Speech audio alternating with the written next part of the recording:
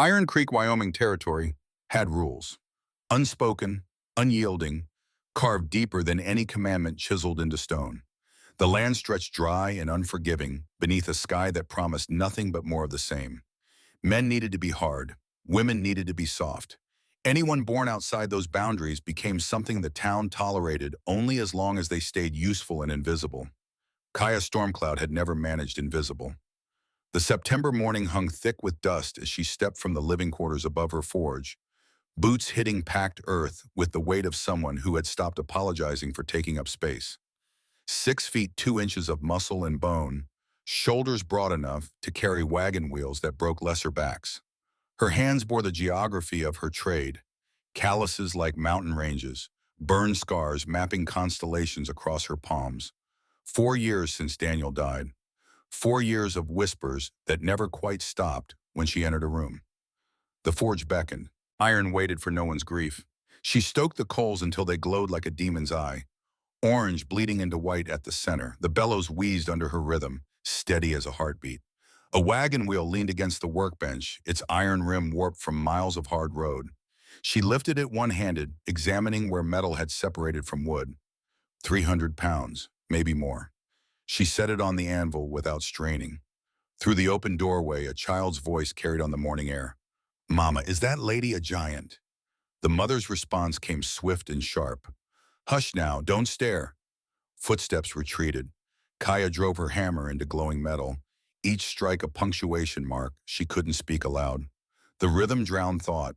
Sparks flew like fireflies dying at birth. By the time the sun climbed high enough to throw shadows, she had reshaped the rim, fitted it back to wood, and dunked the whole assembly into the water trough. Steam hissed its approval. He smiled, but it didn't reach his eyes. "We depend on you, Mrs. Stormcloud. This town would grind to a halt without your skills."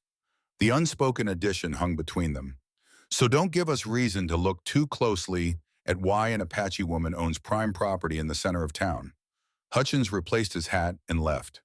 Kaya returned to her work. The next wheel wouldn't repair itself, and dwelling on political niceties had never put food on her table. She heated another iron rim, muscle memory guiding the hammer. Strike, turn, strike. The metal sang its transformation. By noon, sweat darkened her shirt. She stepped outside to splash water from the pump across her face and neck, the cold, shocked sense back into her body. Across the street, Margaret Sullivan swept the porch of her general store with aggressive precision, gaze fixed on Kaya like a naturalist studying something dangerous. Margaret was 32, blonde, pretty in the way men noticed and women envied. They had come dressed in black, faces appropriately somber, and had filed past his coffin with mechanical precision. Reverend Morrison delivered a sermon about God's mysterious ways. The mine owners sent a wreath and a written apology. 12 coffins, 12 families. 11 received compensation from the mining company. Kaya received a letter expressing regret and a suggestion she might want to sell the forge, move somewhere more suitable for a woman alone. She had burned the letter, kept the forge, learned to sleep with a rifle beside the bed. Now she lived in the silence her husband's death had carved. The town needed her work, but not her presence. They paid for wheel repairs and horseshoes, barrel hoops and plow blades, then hurried away before conversations could become anything resembling friendship. Only Elena Vasquez, who ran the saloon with the same practical acceptance Kaya applied to metalwork, ever stayed to talk. Elena understood what it meant to live on the margins, a Mexican woman selling whiskey to men who thought themselves her betters. The afternoon brought 3 customers: a rancher needing new hinges for his barn door, a farmer whose plow blade had cracked on hidden stone, a merchant whose carriage had thrown an axle bolt. They conducted business with polite efficiency, paid in cash, and left. By the time the sun started its descent, Kaya's coin box held enough for another week's supplies and nothing more. She was banking the forge fire when hoofbeats approached.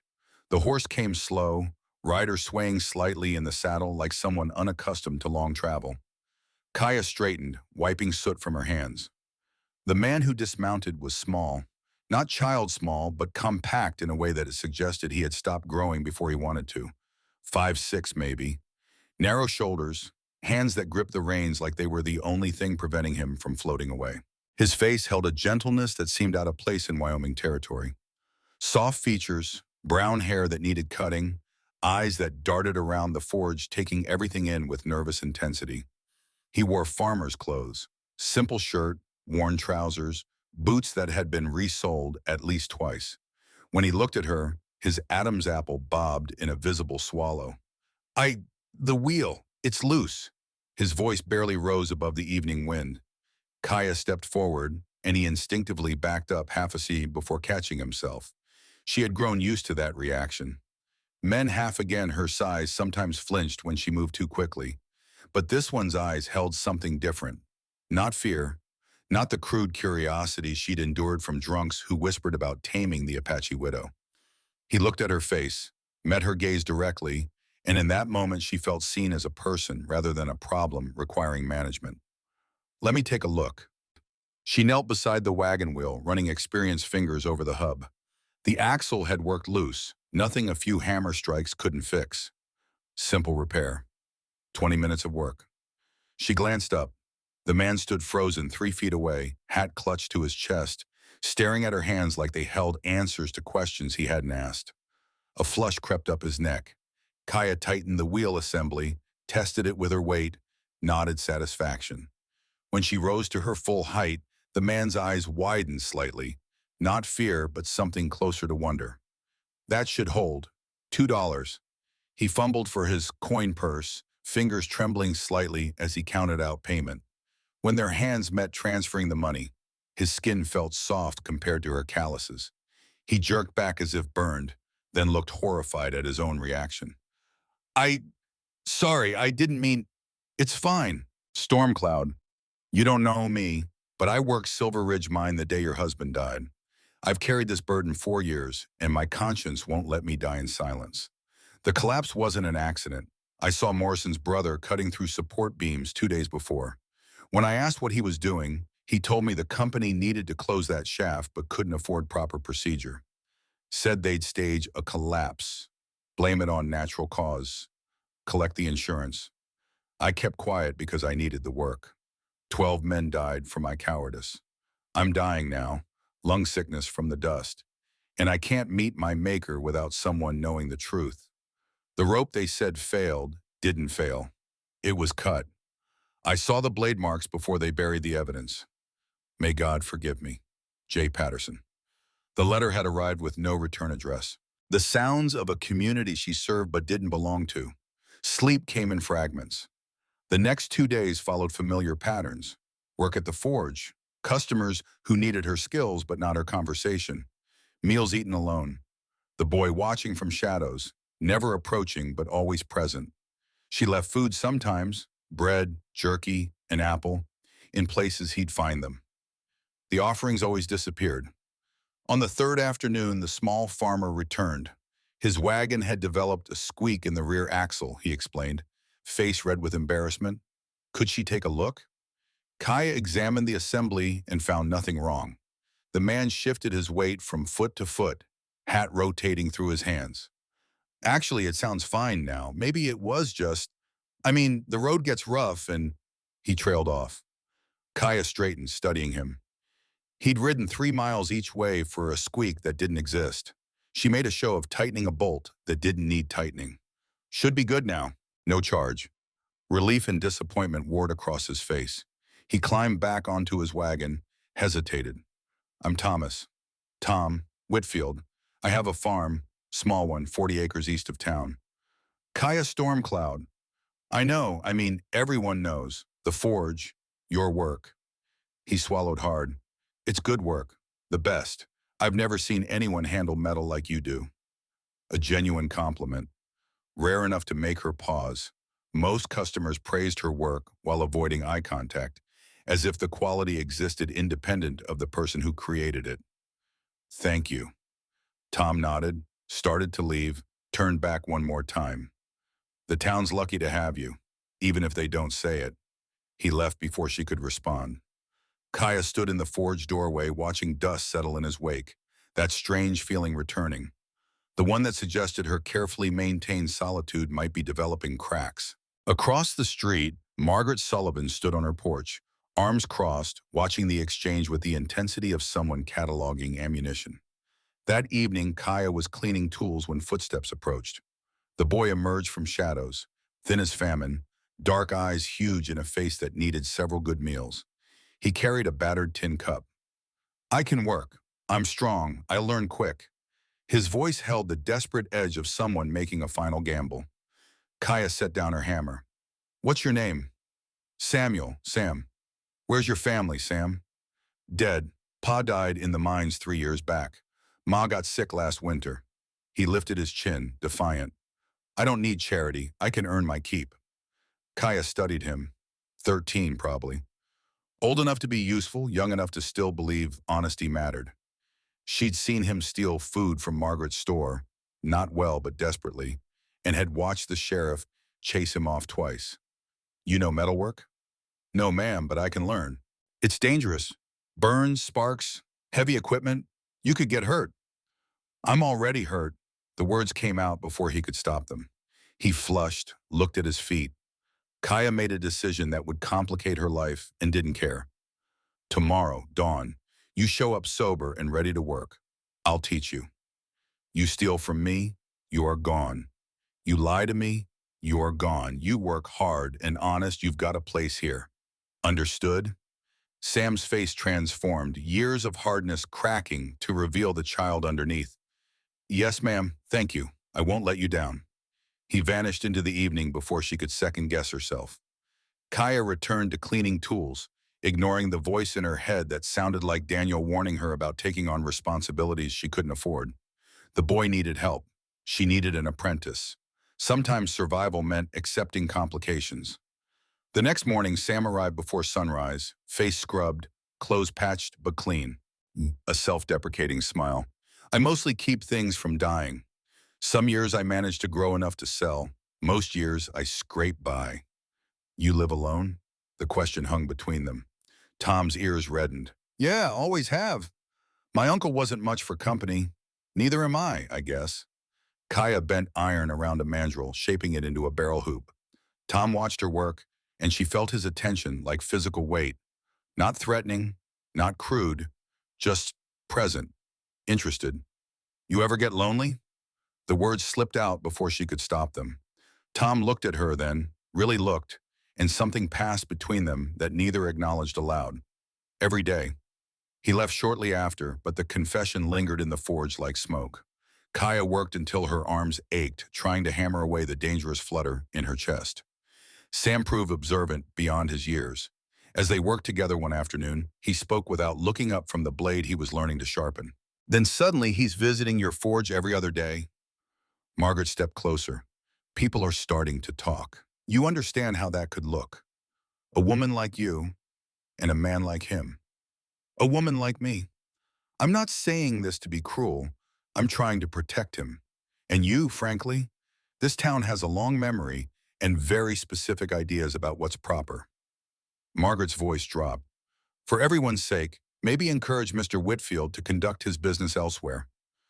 Kaya walked away before she did something that would prove Margaret's point. Behind her, Margaret's voice carried one final barb. I'm only thinking of his reputation.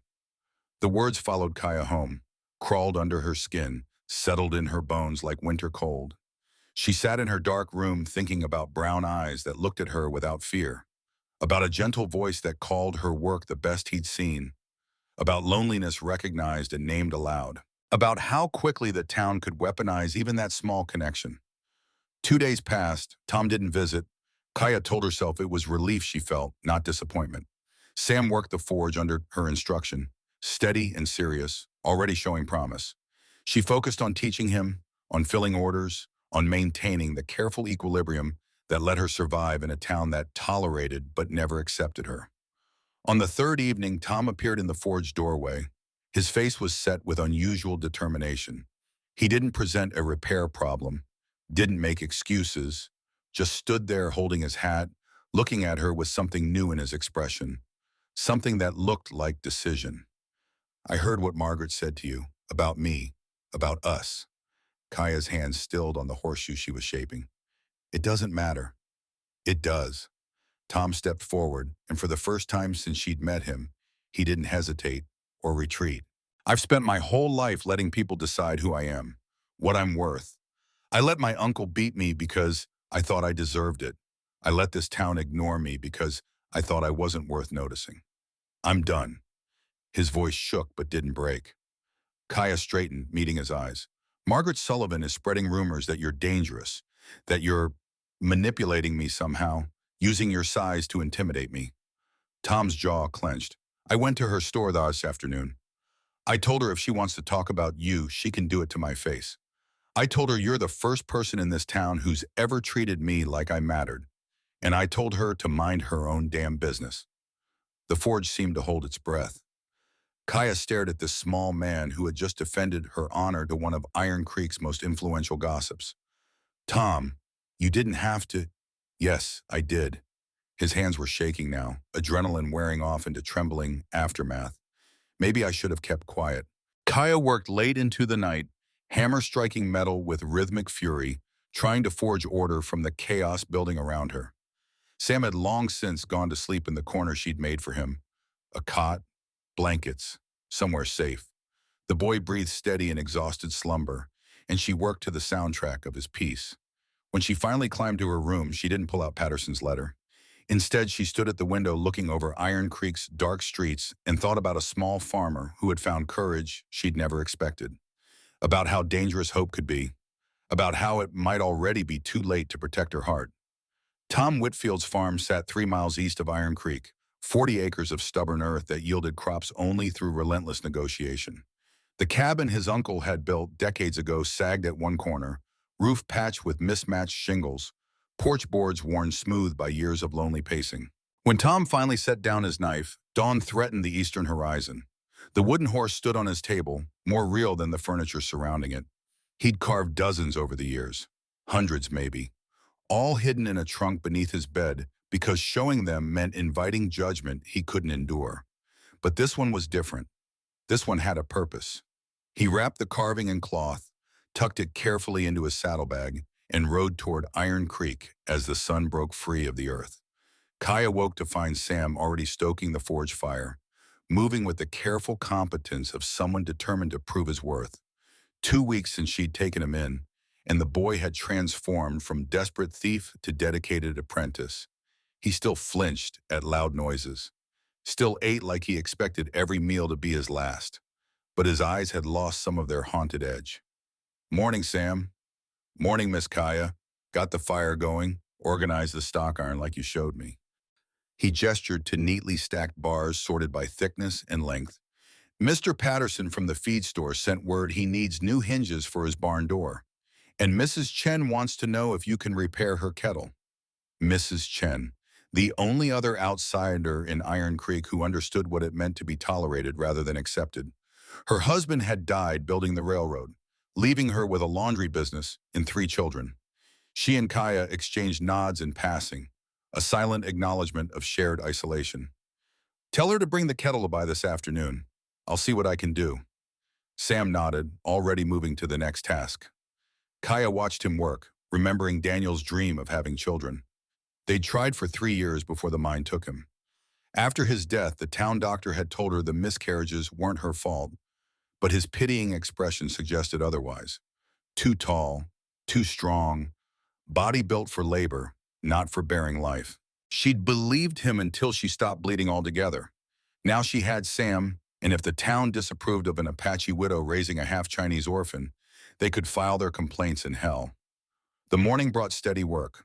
Patterson collected his hinges. Mrs. Chen's kettle required a new bottom, which Kaya fashioned and riveted, with Sam watching every movement.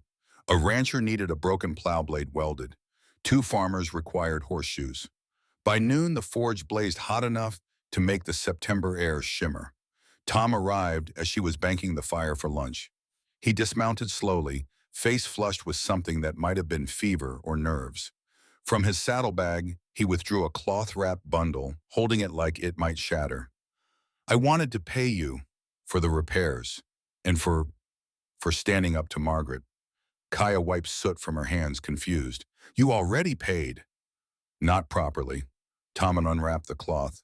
The carved horse caught sunlight and held it. Kaya's breath stopped. She'd seen woodwork before.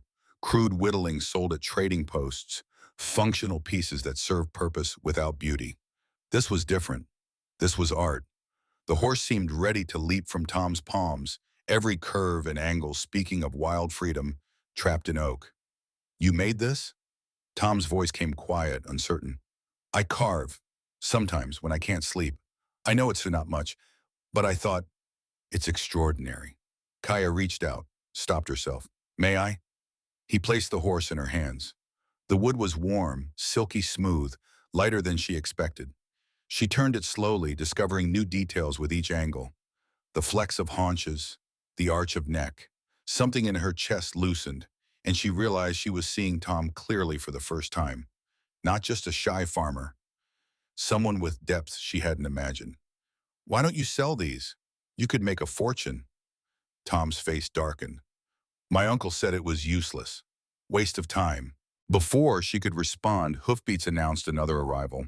The man who dismounted was tall, broad-shouldered, wearing clothes too fine for Iron Creek's dusty streets. 45, maybe older, with silver threading his dark hair and eyes that assessed property values before acknowledging people. He moved with the confidence of someone accustomed to doors opening before he knocked. Mrs. Storm Cloud? Clayton Hawk. I own the metalworks in Silver Ridge. Silver Ridge, 20 miles west, bigger than Iron Creek, with mining operations that made the local claims look like scratches in dirt. Kaya had heard of Hawk, a man who'd built an empire on the backs of workers who couldn't afford to complain. What can I do for you, Mr. Hawk? Actually, I'm here to do something for you. Hawk smiled, showing too many teeth. I've been hearing about your work.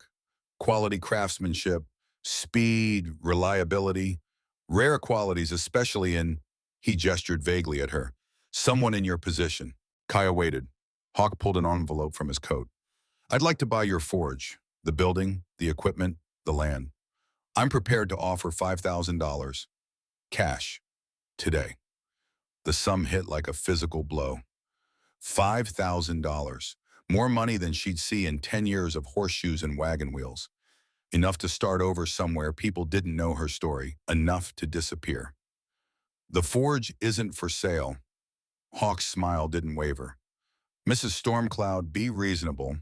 A woman alone in your circumstances, this is an opportunity. Take the money, move somewhere more suitable, live comfortably. I said no. $5,000. Hawk's voice hardened slightly. That's more than fair market value. Considerably more. I'm being generous. Then be generous to someone else. Hawk studied her, reassessing. When he spoke again, the friendliness had evaporated. I've already spoken with the town council. They're concerned about certain irregularities in your property deed.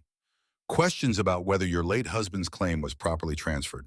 Whether an unmarried woman has the legal right to own commercial property in Iron Creek's jurisdiction. He tucked the envelope back into his coat. These matters can be resolved easily with cooperation, or they can become very complicated very quickly. The threat landed crystal clear. Kaya kept her expression neutral. If the council has questions about my deed, they can speak to me directly. I'm sure they will. Hawk mounted his horse with practiced ease. $5,000, Mrs. Stormcloud. Think carefully before you refuse. Opportunities like this don't come twice. He rode away, trailing dust and implications. Tom had gone pale, hands clenched into fists. Sam stood frozen by the forge, face tight with fear. Kaya walked to the water pump, worked the handle, splashed cold clarity across her face. When she turned, both of them were watching her with identical expressions of worry. He threatened you. Tom's voice shook. He basically said they'd steal your property if you don't sell. Basically, Kaya dried her face on her apron. Not the first threat I've received. Won't be the last. What are you going to do? Good question. Fight, run, sell and salvage what she could. 4 years she'd held this ground against whispers and isolation. Now the whispers were becoming action. What I always do, work, keep my head down, make them need me too much to risk losing me. But even as she said it, she knew the strategy had reached its limit. Need wasn't the same as acceptance. And powerful men like Hawk didn't make offers they expected to be refused. Sam spoke quietly from his corner. My pa used to say when rich men start being generous, poor folks better check their pockets. Wisdom from a 13-year-old orphan. Kaya almost smiled. Your pa was right. Tom lingered after Hawk's departure, helping Sam organize tools, finding reasons not to leave. Finally, as the afternoon sun started its descent, he cleared his throat. If you're not too busy, would you want to take a break? Talk? Kaya gestured to the small table behind the forge where she sometimes ate lunch.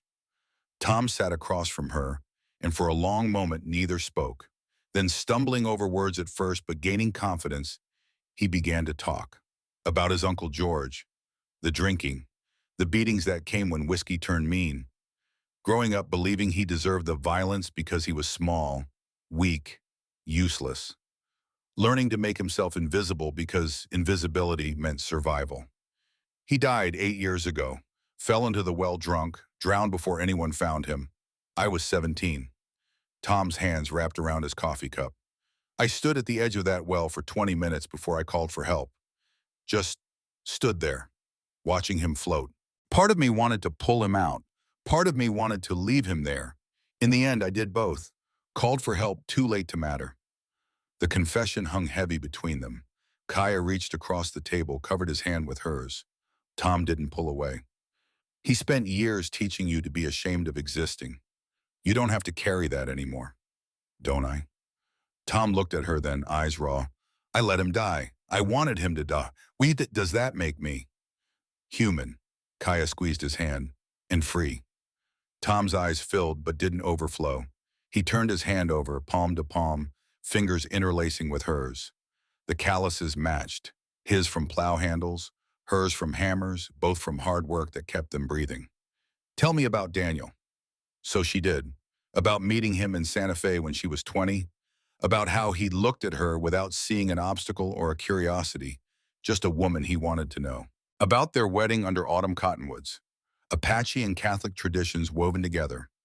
About 3 years of happiness before Silver Ridge Mine swallowed him whole. They said it was an accident. Support beam failure. 12 men buried under 1,000 tons of rock. Kaya's voice went flat, reciting facts to avoid feeling them. The mining company paid compensation to 11 families, sent me a letter suggesting I sell the forge and move somewhere more appropriate. Why didn't you? Because Daniel built this forge with his own hands. Because leaving would mean they won. Because I had nowhere else to go. She paused. And because I knew it wasn't an accident. Tom's grip tightened. What do you mean? Kaya pulled Patterson's letter from her apron pocket, unfolded it, slid it across the table. Tom read slowly, face draining of color. This man says the collapse was staged, that someone cut the support beams deliberately. Morrison's brother, he worked for the mining company, died 2 years ago, so even if I could prove it, there's no one to prosecute.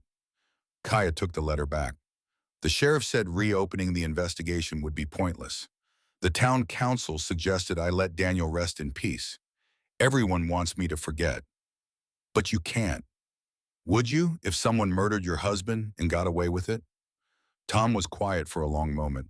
When he spoke, his voice held new steel. No, I wouldn't. They sat in the growing shadows, two people bound by grief and injustice, holding hands across a table like it was the most natural thing in the world. Sam watched from the forge, and if he noticed the shift between them, he was smart enough to stay silent. Elena Vasquez arrived as the sun touched the horizon, moving with the purposeful stride of someone delivering news that couldn't wait.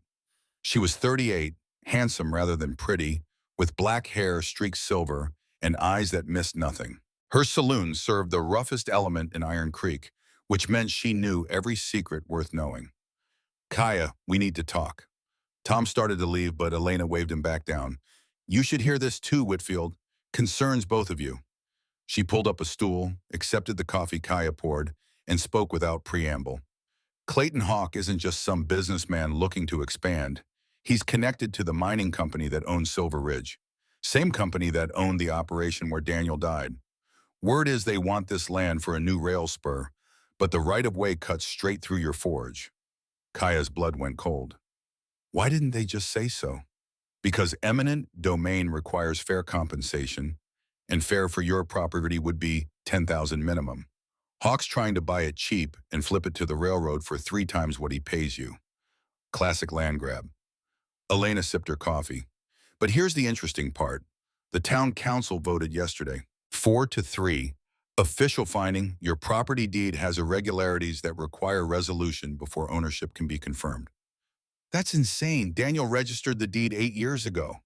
Doesn't matter. They're claiming because he died intestate and you're not a U.S. citizen. I was born in Arizona territory. I'm as American as they are. Elena's expression turned grim. You're Apache. That's all they need. They're planning to auction the forge in 60 days, settle the ownership dispute by selling to the highest bidder. The words hit like hammer blows. 60 days, 2 months. After 4 years of fighting to keep this ground, they were going to steal it with legal paperwork and racist technicalities. Tom's voice cut through her spiral. Can they do that? Legally? They can do whatever they want if no one stops them. Elena leaned forward. The vote was close. Reverend Morrison surprisingly voted against it. So did Sheriff Calloway and Judge Peters. But Mayor Hutchins, Councilman Drake, Councilman Foster, and Councilman Webb voted yes. That's the majority. Morrison voted against it? Kaya couldn't hide her surprise. The Reverend had presided at Daniel's funeral with appropriate solemnity, then never spoken to her again. She'd assumed he was like the rest, politely bigoted, preferring her useful and distant. He did, looked sick about the whole thing apparently, but 4 beats 3. Elena stood. You've got 60 days to fight this.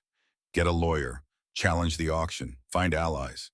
She glanced at Tom, or find someone willing to marry you so they can't claim unmarried women can't own property. The suggestion hung in the air like smoke. Tom's face went scarlet. Kaya stared at Elena. You're not serious. Desperate times.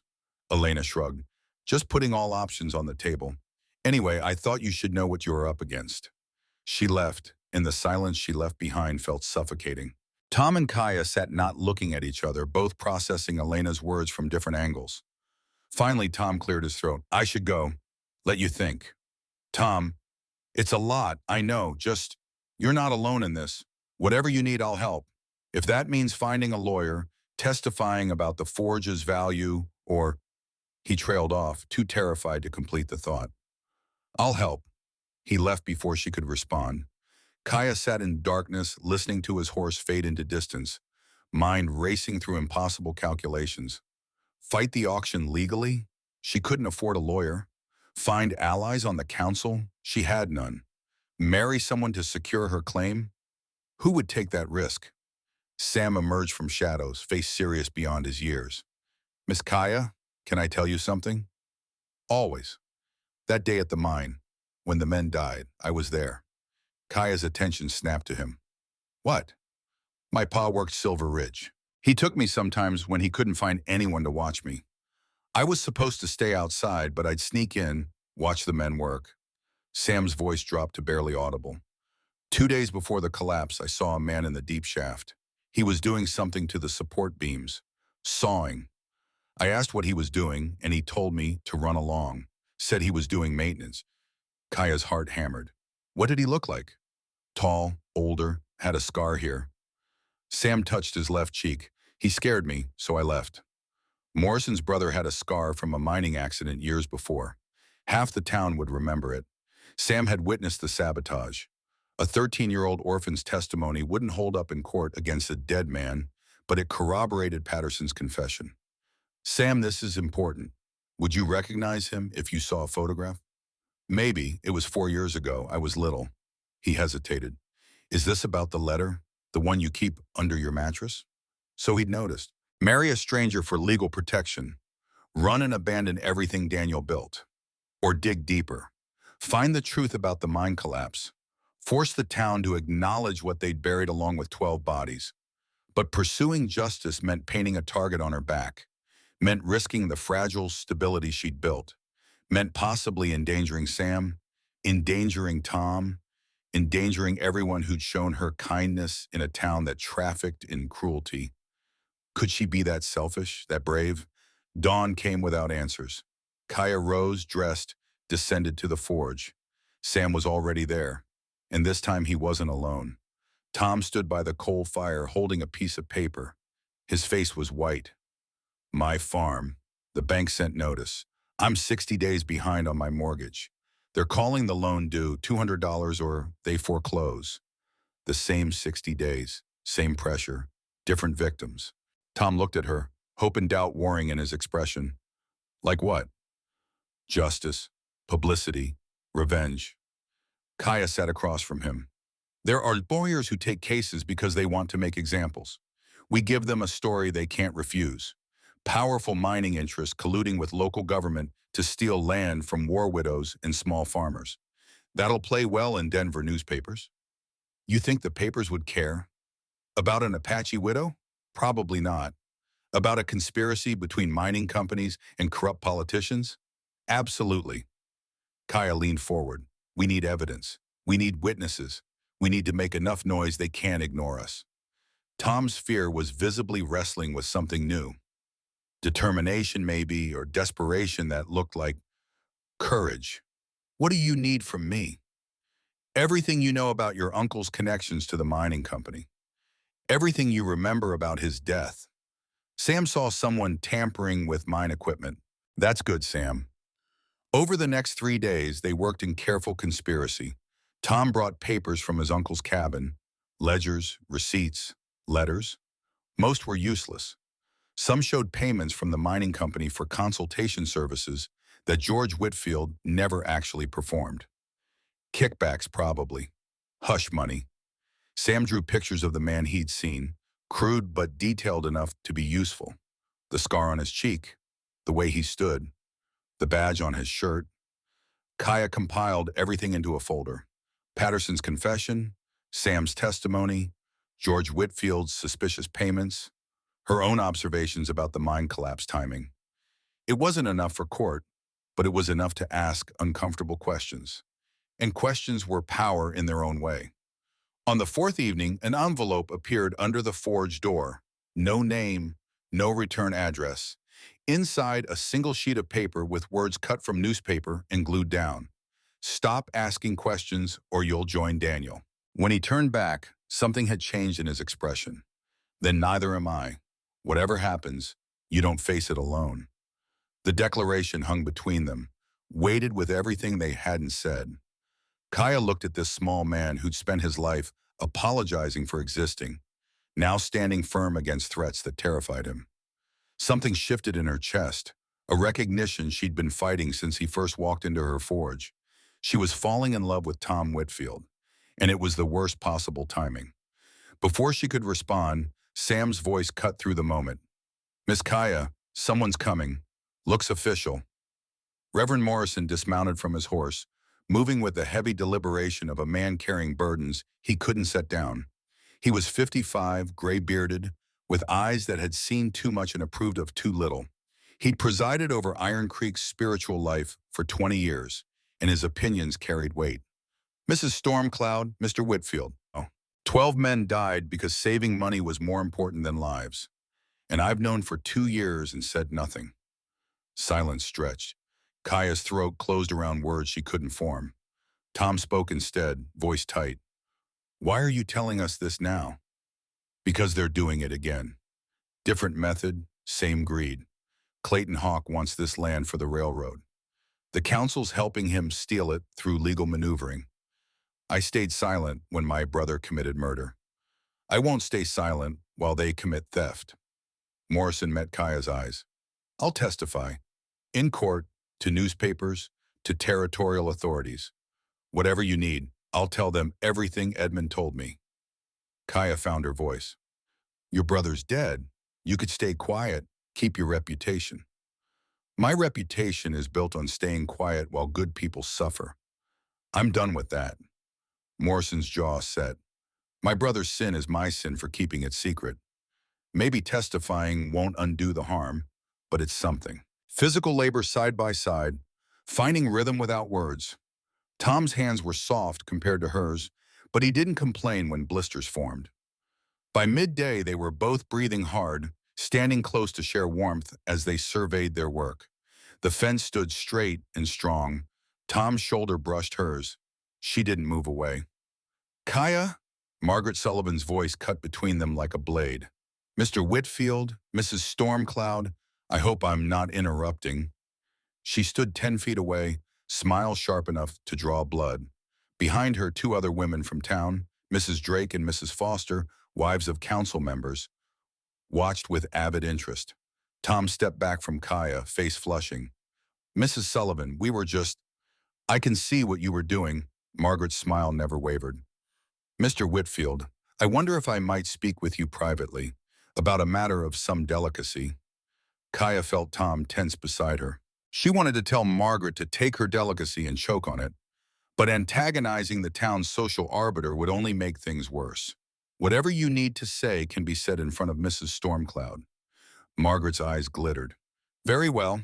I'm speaking on behalf of several concerned citizens.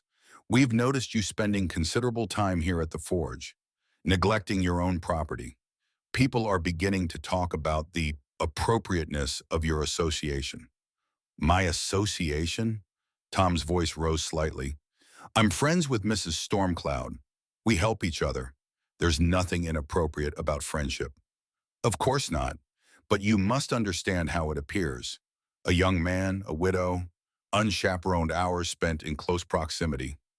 Margaret glanced at Mrs. Drake and Mrs. Foster for support. We're concerned for your reputation, Mr. Whitfield, and for hers. Kaya had heard enough. Thank you for your concern, Mrs. Sullivan. We'll take it under advisement. Will you? Because the town council is taking it under advisement as well. In fact, they're discussing Mrs. Stormcloud's situation this very evening. 7 o'clock at the town hall. Public meeting. I thought you should know. She left trailing implications like poison.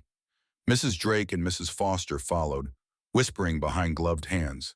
Tom stood rigid, fists clenched. She planned that, brought witnesses to make it look scandalous. She's protecting her territory. Kaya touched his arm. Tom, maybe you should stay away for a while, until this blows over. No. The single word carried more weight than seemed possible. Tom turned to her, jaw set with determination she'd never seen before. I'm done hiding, done letting people like Margaret Sullivan dictate how I live. If they want to judge me for caring about you, let them judge. Kaya's heart performed acrobatics. This could ruin you. Your farm, your standing in the community. What's standing? I'm the weird hermit who lives alone and talks to his horse. They've never respected me. Tom's hands found hers. But you do. You see me as someone worth knowing. That matters more than their approval. Before Kaya could respond, he pulled away, mounting his horse with jerky movements that betrayed his emotional state. I'll be at the town meeting tonight. Whatever they're planning, you won't face it alone. He rode off before she could argue. Kaya stood watching until he disappeared, then returned to the forge where Sam was pretending he hadn't witnessed everything. That lady doesn't like you. No, she doesn't. Mr. Tom does, though. A lot. Kaya couldn't argue with that assessment. She returned to work, but concentration eluded her. The town meeting loomed like a storm cloud. Whatever the council planned, it wouldn't be good. Elena arrived at 6 dressed in her finest saloon attire, burgundy dress with black lace, hair pinned elaborately. She looked like she was preparing for battle disguised as a social event. You're going to the meeting? Damn right I am. So are you. We're not letting them ambush you without witnesses. Elena's jaw set. I brought you a dress. You're not showing up in forge clothes. The dress was midnight blue, simple but well made. Kaya hadn't worn anything but work clothes in 4 years. She changed in her room, feeling strange and exposed. When she descended, Elena nodded approval. You clean up well. Now let's go remind them you're a person, not a property dispute.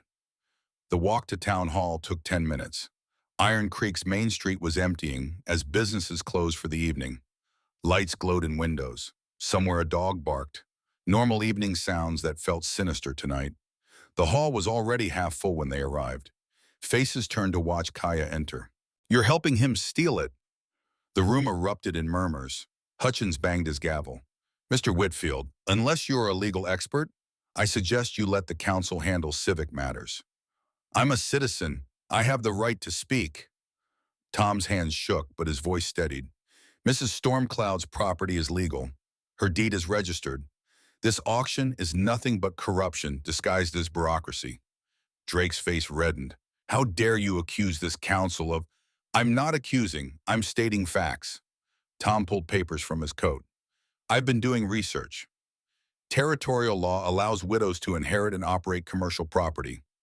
Mrs. Stormcloud's deed transfer was properly filed. I have the county records here proving it. Silence fell. Hutchins' expression darkened. Those records are public information available to anyone who asks. Tom's voice gained strength from speaking truth. You're trying to steal her property because she's Apache and unmarried. Elena stood. You want to auction her property? Fine, but let's be honest about why. Clayton Hawk has already approached half this council with financial incentives. How much is he paying you to steal her land? The room exploded. Accusations flew. Hutchins banged his gavel until the handle cracked.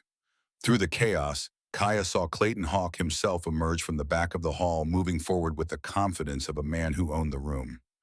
Enough, his voice cut through the noise. Let me make this simple. I've offered Mrs. Stormcloud a generous price for her property. She's refused. The council has legitimate concerns about the legal status of her claim. I'm prepared to resolve this matter tonight. He produced an envelope, held it up for everyone to see. I've already paid the town council $5,000 for exclusive bidding rights to the forge auction. The money is in the town's safe. The auction will proceed in 30 days, and I will be the sole qualified bidder. Shock rippled through the crowd. Tom's face drained of color. Even Hutchins looked surprised by Hawk's public admission. You bribed them. Kaya's voice was hollow. You bought my property before the auction even happened. I made a legal arrangement with the municipal government. Hawk smiled. Business, Mrs. Stormcloud, nothing personal. Morrison stood, face twisted with disgust. This is exactly what my brother did. Follow orders, take money, ignore conscience. I won't be party to it again. He walked out of the meeting, and his departure created a vacuum. Judge Peters stood next. If the council has accepted payment for an auction that hasn't occurred, that constitutes fraud. I'll be reporting this to the territorial governor. He left too. Sheriff Calloway followed. The meeting was dissolving into chaos, council members arguing among themselves, townspeople divided between outrage and uncomfortable acceptance. Kaya walked out. She couldn't breathe in that room full of people selling her life for profit. Tom and Elena followed, catching her outside where cold air shocked sense back into her lungs. They're really doing it. They're stealing everything. Elena's hand gripped on her shoulder. Not yet. Judge Peters will file a complaint. The territorial authorities will investigate. This isn't over. It is. Kaya's voice broke. Even if Peters stops the auction, even if we prove fraud, they will find another way. They want me gone. They'll keep trying until they succeed. Tom stepped in front of her, hands framing her face, forcing her to meet his eyes.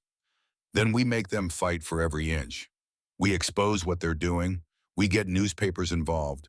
We make so much noise they can't hide behind legal technicalities. His smile could have lit the darkest night. Then reality crashed back.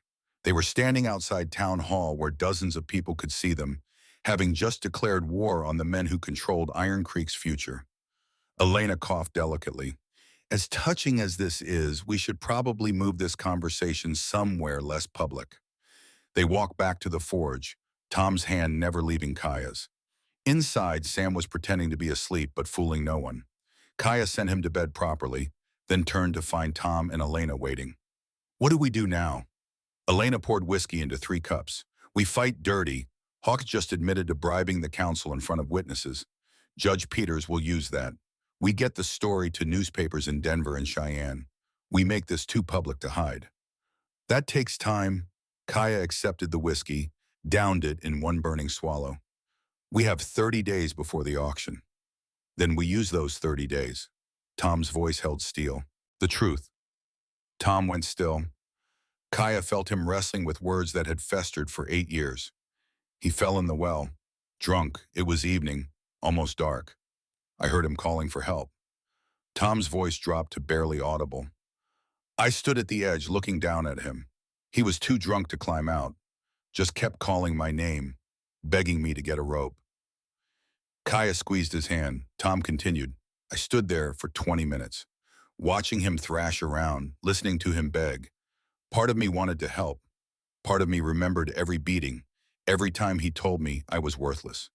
Part of me wanted him to drown. What did you do? Walked to the barn, got a rope, walked back. By then he had stopped moving. He'd gone under and didn't come back up. Tom's voice cracked. I told everyone I found him already dead. Never mentioned hearing him call for help. Never mentioned standing there watching. The confession hung between them. Kaya turned, pulled Tom into her arms. You were 17. Eventually, Tom pulled back, eyes red but clear.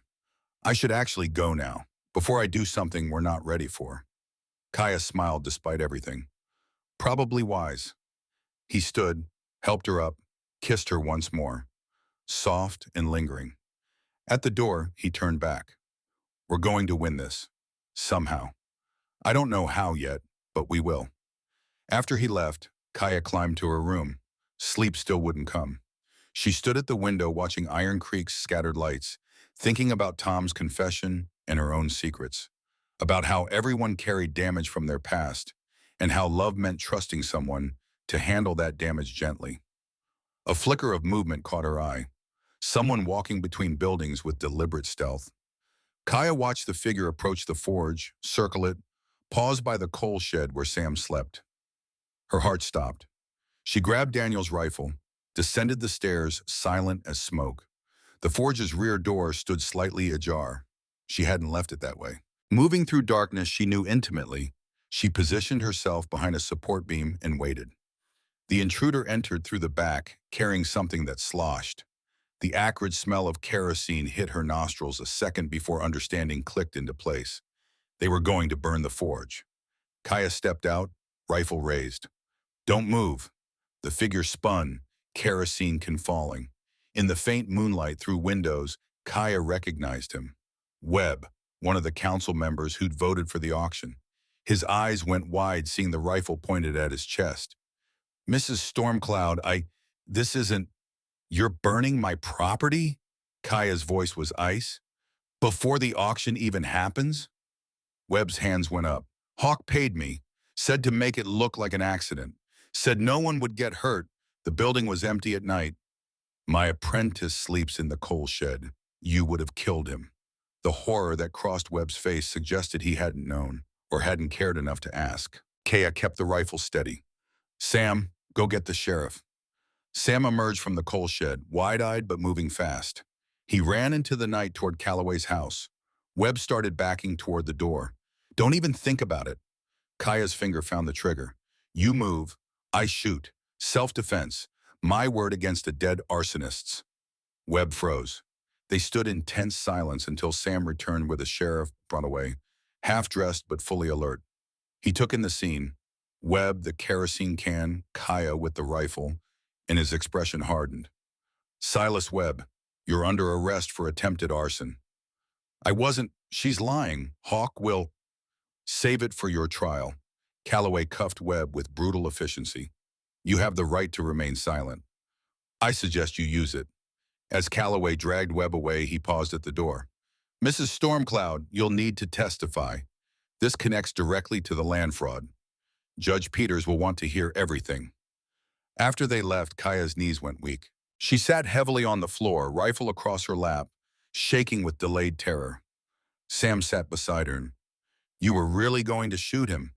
If he'd moved toward you? Yes. Sam was quiet for a moment. My pa would have liked you. He always said the strong have a responsibility to protect the weak. Your pa was right. Kaya pulled the boy close. Are you okay? Are you? Fair question. Kaya wasn't okay. She was terrified and furious and exhausted, but she was also still here, still fighting, and that had to count for something. I will be. Dawn came too soon. News of Webb's arrest spread through Iron Creek faster than the fire he'd planned to set. By mid-morning, Tom arrived white-faced. I heard. Are you hurt? Is Sam? We're fine. Webb's in jail. Calloway caught him red-handed. Tom pulled her into his arms, held her like she might disappear. When I heard someone tried to burn the forge with you in it, I'm okay. We're okay. The web of corruption stretched wider than anyone had imagined. But legal victories moved slowly. While marshals gathered evidence and lawyers argued jurisdictional issues, the original auction date crept closer. Judge Peters couldn't stop it without proof of fraud substantial enough to override council authority. Webb's testimony helped, but Hawk's lawyers argued he'd acted alone, that their client had made a legitimate business offer corrupted by a rogue politician. 23 days until the auction. Then 20, then 15. Tom sold his cattle at a loss, $60 for animals worth twice that. He sold tools, furniture, everything not nailed down. Elena contributed $200 from the saloon savings. Reverend Morrison donated $50 from the church discretionary fund, an act that cost him standing with half his congregation. Even Mrs. Chen contributed $5, pressing the coins into Kaya's hand with a look that said she understood battles fought alone. They sat in silence, the weight of an inevitable defeat pressing down. Finally, Tom spoke. "There's one option we haven't discussed." Kaya knew what he was going to say before he said it. Elena had planted the seed weeks ago, the solution they'd both been avoiding. Marriage. Tom's voice was steady despite the terror underneath.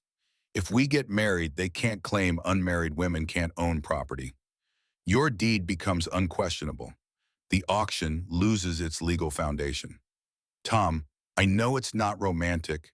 I know it's not how either of us imagined it, but it would work. Kaya turned to face him in the darkness. You'd marry me to save my property? Tie yourself legally to someone the whole town calls a problem? I'd marry you because I love you. Tom's hand cupped her face. The property is just a convenient excuse. I was going to ask anyway, eventually, when I worked up the courage. This just makes the timing clearer. That's not a proposal, that's a business arrangement. Then let me do it properly. Tom slid off the bench, knelt on the forge's dirt floor, took both her hands in his. Even in darkness, she could see him shaking. Kaya Stormcloud, I'm not rich, I'm not strong. I've spent my whole life afraid of my own shadow. But loving you makes me feel like I'm finally the size I was meant to be. His voice cracked. Marry me. Not because of the property or the auction or any practical reason. Marry me because I can't imagine waking up another day without knowing you're mine and I'm yours. Tears ran hot down Kaya's face. She pulled Tom up, kissed him hard enough to bruise, tasting salt and desperation and hope. Yes, God help us both, yes. They held each other in the darkness, two broken people choosing to be broken together. And somehow that made them whole. The wedding happened fast. 3 days of preparation crammed into hurried conversations and borrowed materials. Reverend Morrison agreed to officiate despite the scandal it would cause. Elena offered her saloon for the reception. Mrs. Chen sewed a dress from fabric Kaya couldn't afford, refusing payment. Margaret Sullivan appeared at the forge 2 days before the ceremony, face tight with an expression Kaya couldn't read. I heard about your engagement to Tom. Kaya braced for cruelty. Margaret surprised her. I owe you an apology and an explanation. She stepped inside uninvited, closing the door behind her. I've been terrible to you, spreading rumors, poisoning opinion, trying to keep Tom away. I told myself it was about propriety, about protecting the town's reputation. But it wasn't. No, Margaret's voice went small. It was about me. Clayton Hawk approached me 6 months ago, said he was planning to expand his business into Iron Creek, said he needed someone with local connections, someone who understood the social dynamics. He courted me, took me to dinner in Silver Ridge, made promises about partnership, about marriage. Kaya's stomach tightened, and you believed him. I wanted to believe him. I'm 32. My husband died 5 years ago. Every year I get proposals from men who want my store, not me. Clayton seemed different, successful, sophisticated. He made me feel chosen. Margaret's hands twisted together. When Tom started spending time with you, Clayton suggested I redirect his attention. Said Tom was wasting himself on someone inappropriate. Said if I could get Tom interested in me instead, he'd make it worth my while. So you tried to sabotage us. I tried to protect my future, or what I thought was my future. Margaret's face crumpled. Yesterday, I went to Silver Ridge to surprise Clayton. To tell him about your engagement, maybe celebrate that I'd driven a wedge between you and Tom. I found him at his house, with his wife and their 3 children. The revelation hit like cold water. Kaya stared at Margaret, seeing the devastation beneath her perfect facade. He's married. 10 years. His wife showed me their wedding photograph. Told me I wasn't the first woman her husband had strung along for business purposes. Said she'd learned to look the other way as long as he came home. Margaret's voice shook. He used me. Used my jealousy and loneliness to isolate you. Made me his accomplice in stealing your life. And I was so desperate to believe someone wanted me that I helped him. Silence stretched between them. Kaya struggled to find anger and found only pity. Margaret had been a weapon aimed at her, but weapons didn't choose their purpose. Why are you telling me this? Because you deserve to know who you're fighting. And because, Margaret met her eyes, because watching you and Tom, seeing real love instead of manipulation, made me realize what I'd accepted. You're getting married because you chose each other. I almost married a man who was using me as a business asset. That's the difference between us. She'd never felt beautiful before this moment, never believed her body deserved admiration. But the way Tom looked at her, like she was everything he'd ever wanted, made her feel worthy of love for the first time since Daniel died. Reverend Morrison performed the ceremony with solemn grace, voice carrying over the forge's usual sounds. The vows were traditional but felt revolutionary, spoken by people who shouldn't exist together according to Iron Creek's rules. When Morrison pronounced them married, the applause was hesitant but genuine. Tom kissed her in front of everyone, and if some people looked away uncomfortable, others smiled. Small victories in a war not yet won. The reception at Elena's saloon was brief but joyous. Food appeared, donated dishes from supporters Kaya hadn't known she had. Whiskey flowed freely. Someone produced a fiddle and clumsy dancing broke out. Tom pulled Kaya onto the floor despite her protests, and they swayed together laughing at their own awkwardness. As the sun set, they slipped away from the celebration. Back to the forge.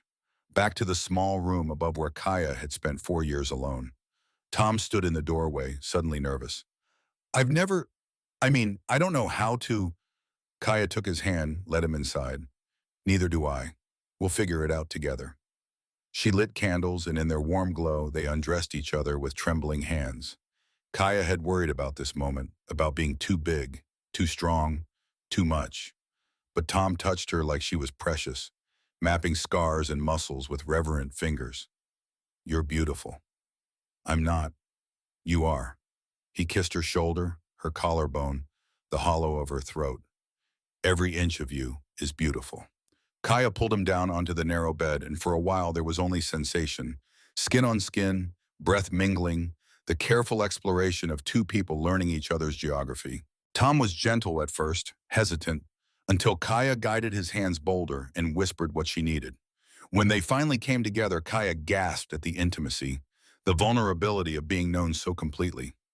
Tom moved above her, eyes locked on hers, and in that moment she felt powerful and fragile simultaneously.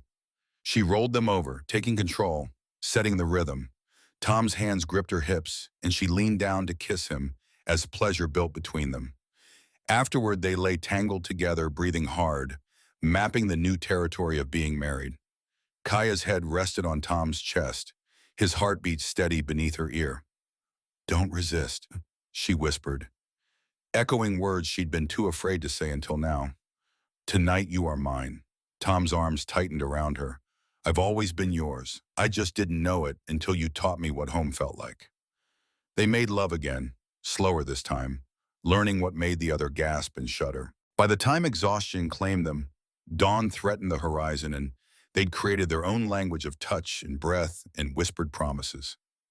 The 11 days between wedding and auction crawled by with agonizing slowness. Kaya and Tom fell into domestic rhythms, waking together, working side by side, eating meals Sam prepared with increasing skill. Marriage didn't solve their problems, but it gave them something to fight for beyond property rights. Margaret Sullivan became an unexpected ally. She appeared at the forge 3 days after the wedding with documents she'd stolen from Hawk's office. Contracts proving he'd bribed council members, letters discussing the railroad deal, evidence of systematic fraud. She delivered them to Judge Peters personally, testimony that cost her remaining social standing. "Why are you doing this?" Kaya asked when Margaret stopped by to report what she'd done. "Because I helped him hurt you. I don't get to undo that, but I can try to make it right." Margaret's smile was brittle. "Also, revenge. He used me. I'm returning the favor." 5 days before the auction, territorial marshals arrested Clayton Hawk on charges of fraud, bribery, and conspiracy. His lawyers got him released on bond within hours, but the arrest was public enough to raise questions about the auction's legitimacy. 3 days before the auction, Judge Peters issued a ruling. The sale could proceed, but ownership would be held in escrow, pending resolution of criminal charges against those who'd arranged it. Small victory. Kaya wouldn't lose the forge immediately, but she couldn't operate it legally until courts decided her fate. 2 days before the auction, Tom received foreclosure notice on his farm. Final payment due in 30 days, or the bank would seize the property. 1 day before the auction, Sam asked Kaya if they were going to be okay. Reduced Daniel's dream and Kaya's 4 years of survival to legal terminology. Bidding starts at $500. Hawk's lawyer raised a paddle. $5,000. The room gasped. Starting 50 times the minimum meant crushing any competition before it could form.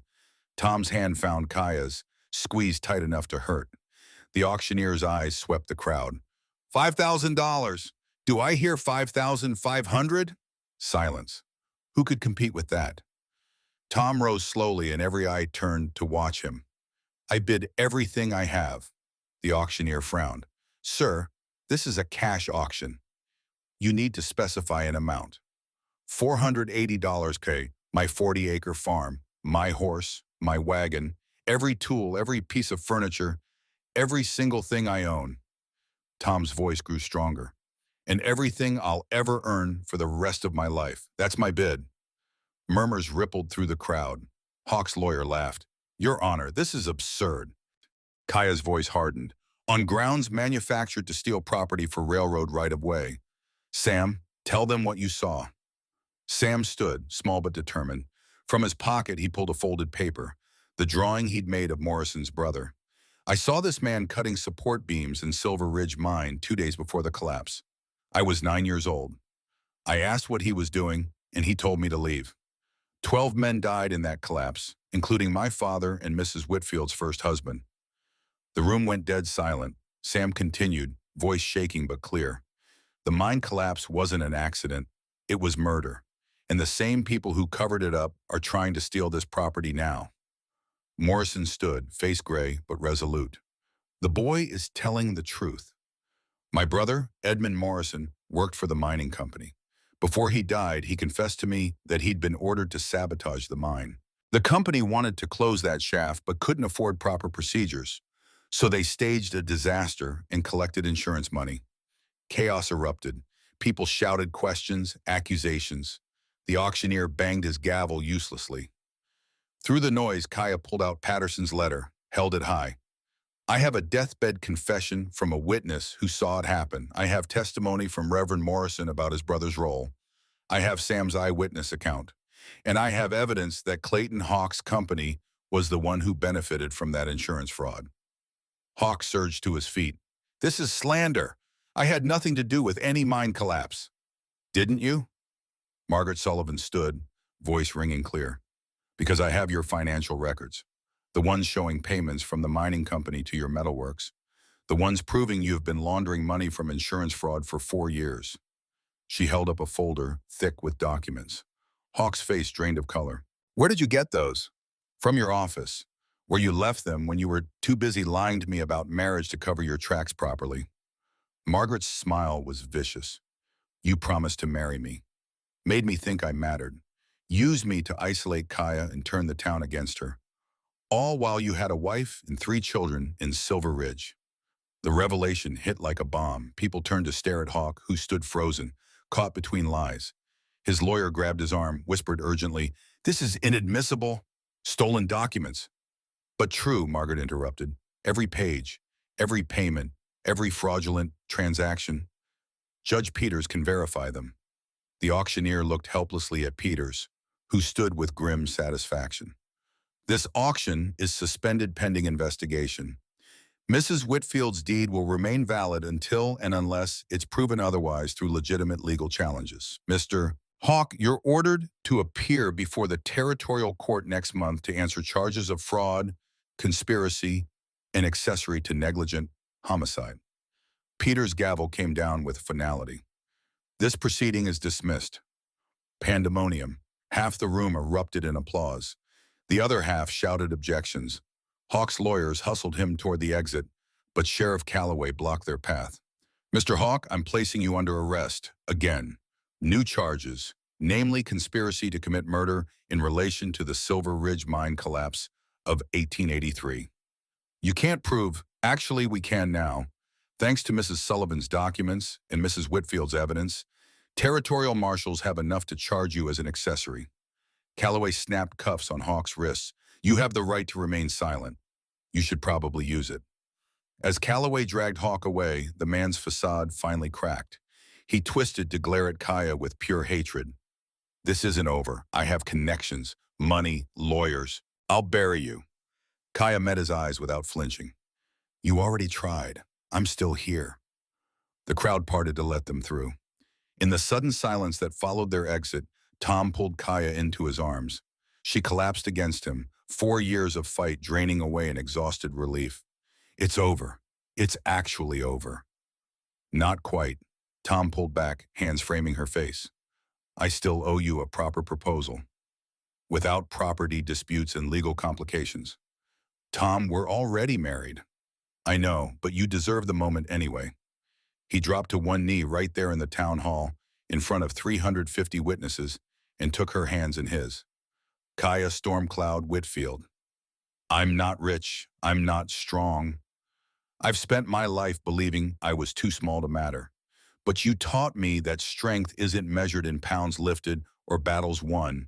It's measured in how gently you hold the things that matter. His voice cracked. You matter. You're everything. And if you'll let me, I'll spend the rest of my life learning to be brave enough to deserve you. Tears streamed down Kaya's face. She pulled him up, kissed him in front of everyone, and whispered against his lips, You already do. The applause that followed was genuine this time. No hesitation, no discomfort. Just 350 people witnessing two broken people choosing to be whole together. Elena organized an impromptu celebration at her saloon. Food appeared from nowhere. Whiskey flowed. Someone played fiddle while others danced. During a quiet moment, Elena pulled Kaya aside, her expression troubled despite the celebration. I heard something today, from a banker friend in Silver Ridge. She kept her voice low. The mining company's collapse is bigger than people realize. They held bonds from half the towns in the territory. If their assets get seized for victim compensation, she trailed off meaningfully. What are you saying? I'm saying keep some cash hidden, not in the bank, just in case. Elena squeezed her shoulder. I hope I'm wrong, but I've seen financial panics before. They spread like wildfire. Kaya nodded slowly, filing the warning away. Tonight was for celebration. Tomorrow's problems could wait. Margaret sat in a corner crying into her drink, and Kaya surprised herself by sitting beside her. Thank you for the documents, for telling the truth, Emma. Margaret wiped her eyes. I'm not a good person. I did terrible things to you. You did, but you also saved us. That counts for something. They sat in complicated silence, two women who'd been enemies finding tentative common ground. Finally, Margaret spoke. There's a school teacher, new in town. He's been asking about me. I think I might say yes when he asks again. You should. They made love with the desperation of people who'd come too close to losing everything, and the tenderness of people who knew exactly how fragile happiness could be. Afterward, as Tom's breathing evened into sleep, Kaya lay awake thinking about Daniel, about the man she'd loved and lost, whose death had been neither accident nor act of God, but calculated murder for profit. The fight for justice wasn't over. Hawk would face trial, others would be implicated. The full scope of corruption would take years to unravel. But tonight, she had won something more important than justice. She had love. She had family. She had a home that couldn't be stolen because it wasn't built on property lines, but on the choice to be known completely and loved anyway. Daniel would have approved, she thought. He'd always believed in fighting for what mattered, and Tom Whitfield mattered. $200 owed, and they'd spent everything fighting the auction. Kaya sat up, mind already calculating impossible mathematics. We'll figure it out. We always do. But doubt crept into her voice. How many battles could they win on borrowed luck and desperation? Sam appeared in the doorway, dressed and ready for work despite the late night. Miss Kaya, there's people outside. A lot of people.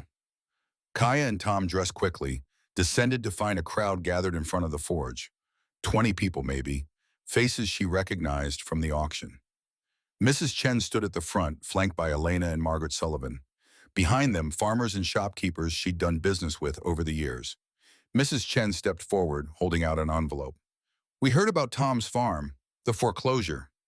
Her English was accented but clear. We want to help. Kaya opened the envelope. Inside, cash, bills and coins totaling nearly $100. Her throat closed. Mrs. Chen, I can't. Yes, you can. You helped us. Now we help you. Mrs. Chen gestured to the others. Everyone gives what they can, not charity, investment. Elena moved forward. We've been talking about what you said at the auction, about corruption and powerful people stealing from regular folks. We're tired of being victims. She pulled out a ledger. 17 families contributed. Some gave $1, some gave 10. Together, $93. Tom stood frozen, overwhelmed. A farmer named Jensen spoke up. You stood up to them, showed us it's possible to fight back. That's worth more than money. Margaret added her own contribution, $20 she'd saved from the store. Consider it reparations for being terrible to you. By the time everyone had contributed, they'd raised $137.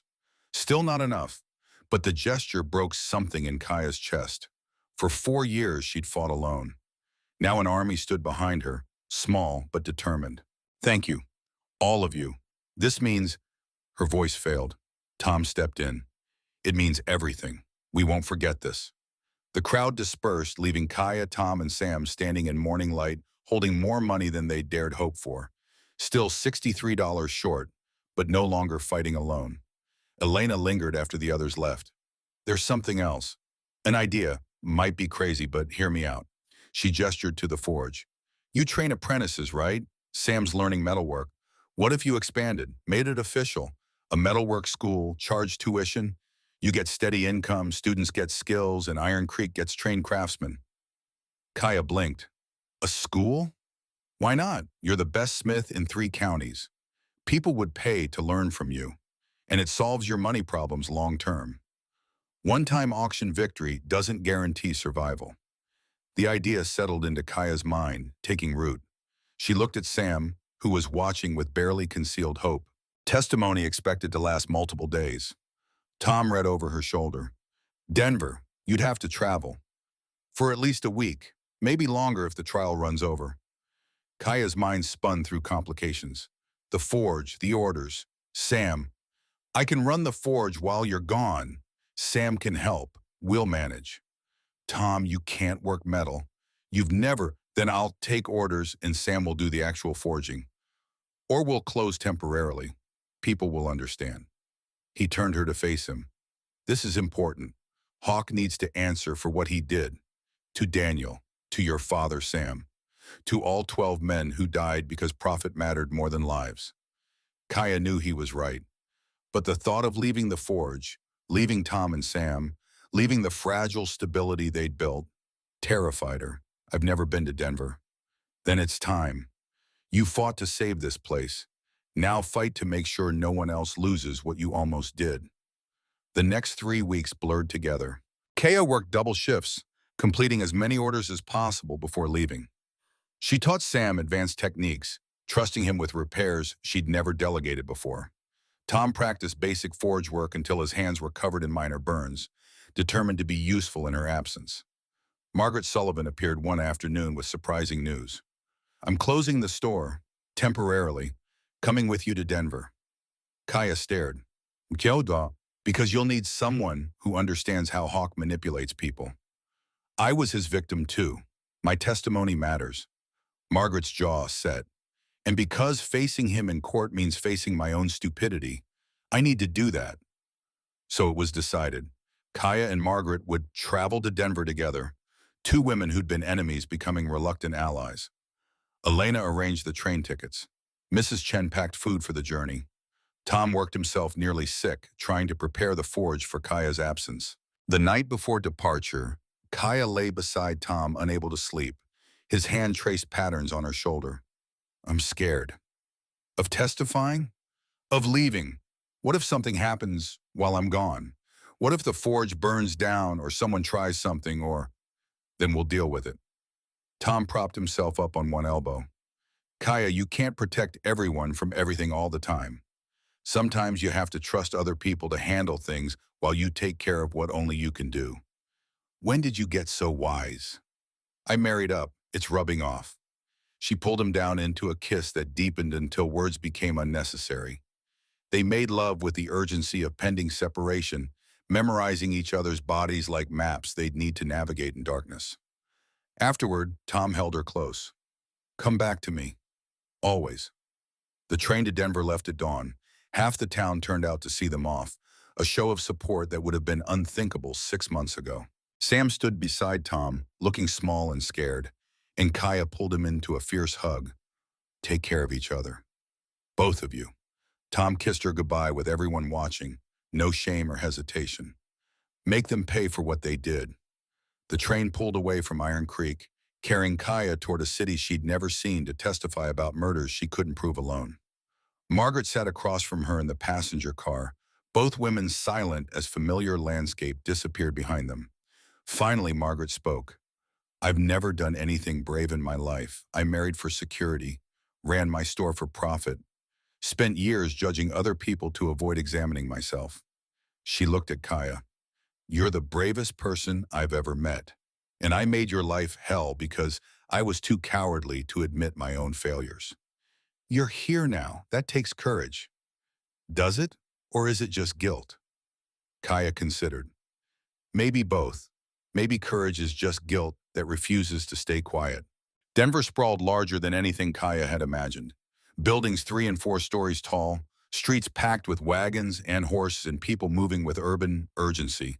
The noise overwhelmed, vendors shouting, wheels clattering, 1,000 conversations happening simultaneously. She and Margaret checked into a boarding house near the courthouse, a modest place that still cost more per night than Kaya earned in a week. The prosecution team met with them the next day. Lead attorney was a man named Harrison Pierce, mid-40s, with the polished demeanor of someone who'd never lost an argument. His assistant, a younger woman named Catherine Wells, took detailed notes as they reviewed testimony. Mrs. Whitfield, your evidence about the mine collapse is circumstantial. Patterson's confession, Morrison's brother's deathbed admission, the boy's eyewitness account, none of it directly implicates Mr. Hawk. Kaya's stomach sank. So why am I here? Because the financial records, Mrs. Sullivan provided Connect Hawk to the mining company. Insurance fraud, embezzlement, money laundering. We can prove he profited from the collapse. Combined with your testimony about the human cost, we create a narrative that makes conviction more likely. A narrative. Kaya's voice hardened. 12 men died. That's not a narrative. That's murder. Pierce's expression softened. I understand your anger, and will do everything legally possible to ensure justice. But you need to understand, Hawk has expensive lawyers and political connections. This case is about what we can prove beyond reasonable doubt, not what we know in our hearts is true. Over the next 2 days, Pierce and Wells prepared them for testimony. Mock cross-examinations where they played Hawk's defense attorneys, asking brutal questions designed to discredit. Margaret broke down twice, overwhelmed by having her mistakes dissected. Kaya remained stoic outwardly while rage built internally. Thornton destroyed her credibility by highlighting the stolen documents and her admitted cooperation in Hawk's schemes. So you were complicit in fraud, theft, and conspiracy, but now you expect this court to believe you are a credible witness? Margaret's voice shook but held. I was complicit. I made terrible choices, but the documents don't lie, the numbers don't lie. Whatever else I did, those records prove Mr. Hawk committed fraud. The trial dragged on. Expert witnesses, character testimony, legal arguments about admissibility. Kaya sat through it all, watching justice grind forward with agonizing slowness. At night, she and Margaret returned to their boarding house, exhausted, eating their dinner in silence. On the eighth day, Reverend Morrison took the stand. His testimony about his brother's confession carried weight. A man of God admitting family shame for the sake of truth. But Thornton attacked him too. Your brother is conveniently dead, unable to confirm or deny these allegations. How convenient for your narrative. Morrison's face hardened. My brother died carrying guilt that killed him as surely as the lung fever. I'm here because 12 families deserve to know their loved ones didn't die by accident. The prosecution rested on day 9. Defense presented their case. Character witnesses praising Hawk's business acumen and philanthropy. Experts questioning the financial analysis. Arguments that circumstantial evidence proved nothing. Hawk himself testified, smooth and credible, painting himself as a successful businessman targeted by bitter people seeking scapegoats. On day 12, closing arguments. Pierce built a narrative of corruption, greed, and calculated murder. Thornton countered with reasonable doubt and attacked the credibility of every prosecution witness. The jury, 12 men, no women, listened with expressions Kaya couldn't read. You just decide someone is worth the risk and hope you're right. What if you're wrong? Then you survive it and try again, like you're doing now. On the 4th day of deliberation, word came. The jury had reached a verdict. Kaya and Margaret rushed to the courthouse, joined by Morrison and the families of the 12 dead miners. The courtroom packed to capacity. The judge called for order. The jury foreman stood, holding the verdict. Kaya's heart hammered so hard, she thought everyone must hear it. On the charge of fraud, we find the defendant guilty. On the charge of conspiracy to commit insurance fraud, we find the defendant guilty. On the charge of accessory to negligent homicide, the pause stretched forever. We find the defendant guilty. The courtroom erupted. Kaya sat frozen, unable to process. Guilty, on all counts. Clayton Hawk would go to prison, not for as long as he deserved, but for years. Justice delayed, but finally delivered. The sentencing happened immediately. 15 years. Hawk would be nearly 60 when released. His empire would crumble. His reputation destroyed. The families of the 12 miners would receive compensation from seized assets. As marshals led Hawk away in chains, he looked back at Kaya one final time. No rage now, just defeat. Kaya and Margaret left the courthouse in a daze. Outside, Pierce congratulated them. You did this, your testimony, your evidence. Without you, he would have gotten away with it. But the victory felt hollow. Hawk in prison didn't bring Daniel back. Didn't undo 4 years of loneliness and fear. Didn't restore what the 12 families had lost. That night, Kaya wrote to Tom. The letter was long and rambling, pouring out everything she'd held inside during the trial. How seeing justice done felt both satisfying and empty. How she missed him more than she'd imagined possible. How she was ready to come home and build the future they'd fought for. Margaret wrote to Samuel Fletcher, accepting his dinner invitation. They took the train back to Iron Creek 2 days later, exhausted but lighter. The journey passed in comfortable silence. 2 women who'd been enemies becoming something closer to friends. As familiar landscape reappeared through the window, Kaya felt her heart lift. Almost home. The train pulled into Iron Creek Station at sunset. Kaya stepped onto the platform expecting Tom and Sam to meet her. Instead, she found a crowd, 50 people at least, holding hand-painted signs. Welcome home! Justice for the 12. Iron Creek stands with Kaya. Tom emerged from the crowd, Sam beside him, both grinning. Kaya dropped her bag and ran to them, throwing herself into Tom's arms with enough force to knock him back a step. He held her like she was everything that mattered, and maybe she was. You did it. The telegram came yesterday. Guilty on all counts. We did it. Kaya pulled Sam into the embrace. All of us. The crowd cheered. Elena pushed forward with a bottle of whiskey. Mrs. Chen brought food. An impromptu celebration began right there on the platform. Iron Creek welcoming home the woman who'd proven that standing up to corruption was possible. As the celebration moved to Elena's saloon, Tom pulled Kaya aside. There's something you need to know about the farm. Kaya's stomach dropped. What happened? Nothing bad. Something good, actually. While you were gone, I met with the bank, showed them our plan for the metalwork school, explained how we'd have steady income from tuition. They agreed to restructure the loan, lower payments over a longer term. We can keep the farm. Relief crashed through her. Tom, how did you? I told them my wife is the best metalsmith in Wyoming territory, and I'm married to a woman who doesn't quit. They believe me. He cupped her face. We're going to be okay, Kaya, all of us. The metalwork school opened in January 1888 with 3 students. 2 were sons of local farmers looking to learn a trade beyond agriculture. The third was Emily Foster, daughter of Councilman Foster, whose presence signaled the town's shifting attitudes. A girl learning metalwork would have been scandalous 6 months ago. Now it was merely noteworthy. Kaya taught with the same intensity she brought to everything, demanding precision, accepting nothing less than excellence, pushing her students past what they thought they could accomplish. Sam assisted, pride evident in every instruction he passed along. At 14, he'd already surpassed many adult smiths in skill. Tom handled administrative duties, collecting tuition, managing supplies, keeping books with the same meticulous care he applied to his carvings. The farm had become secondary to the forge. Tom visited weekly to ensure the cabin didn't collapse and animals had food. But his heart lived in Iron Creek now, with Kaya, building something that mattered. Margaret Sullivan married Samuel Fletcher in a quiet ceremony at Morrison's church in late February. She wore pale blue and smiled without calculation. And when her husband looked at her, she didn't question whether he saw her or her store. Kaya and Tom attended, witnessing vows that felt more hopeful than their own rushed wedding had allowed. Afterward, Margaret pulled Kaya aside.